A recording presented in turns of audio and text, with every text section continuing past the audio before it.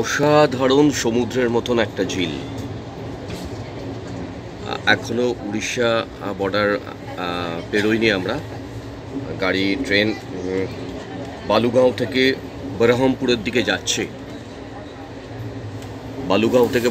দিকে যাচ্ছে। প্রাকৃতিক সৌন্দর্যে ভরপুর, অসাধারণ। এটা হতেই পারতো একটি ট্যুরিস্ট স্পট বা সিনেমা শুটিংয়ের স্পট। কিছুটা দৃষ্টি আড়াল হয়েছে, তবুও আমি বন্ধুদের দেখাচ্ছি। দেখুন, অসাধারণ।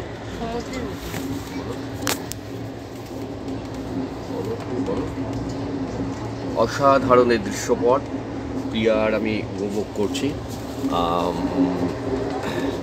ফলকনামা এক্সপ্রেসে যাওয়ার পথে হাওড়া থেকে সূর্য পশ্চিম দিকে অস্ত যাচ্ছে।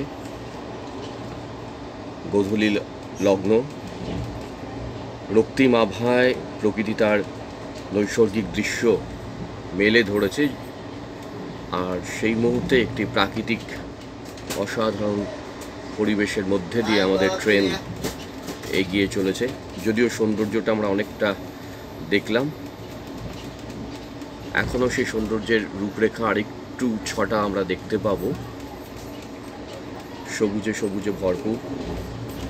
এই দেখুন সেই প্রাকৃতিক সৌন্দর্যের আরেকটি দৃশ্যপট, অসাধারণ।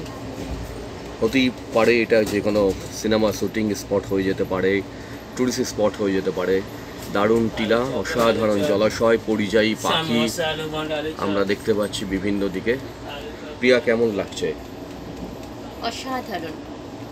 রাত্রিরে হলে, ট্রেনটা যদি রাত্রিরে এখান থেকে পাস করতাম, আমরা দৃশ্যটা মিস করতাম।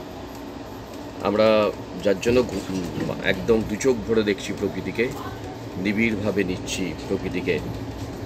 প্রকৃতির সৌন্দর্যে বলা যায় আমরা অবগাহন করছি। ট্রেন যাত্রার এটাই মজা।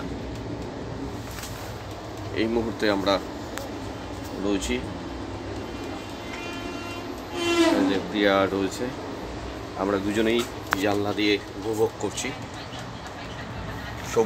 সৌভাগ্যক্রমে আমাদের দুজনেরই উইন্ডো সিট, মুখোমুখি। আমরা শুধু প্রকৃতিকে উপভোগ করতে করতে আসছি। বাংলা, তারপরে উড়িষ্যা, এবং এরপরে আন্ধ্রা, এবং তারপরে তেলেঙ্গানায় প্রবেশ করবে আমাদের ট্রেন। পৌঁছে যাবো গন্তব্য সেকেন্দ্রাবাদে। কিন্তু তার মধ্যেই প্রাকৃতিক সৌন্দর্য ভরপুর আমাদের এই ভারতবর্ষকে আমরা দু চোখ ভরে মেখে নিচ্ছি।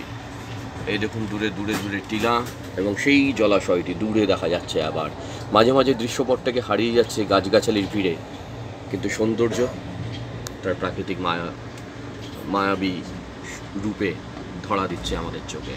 ভালো থাকবেন, সুস্থ থাকবেন।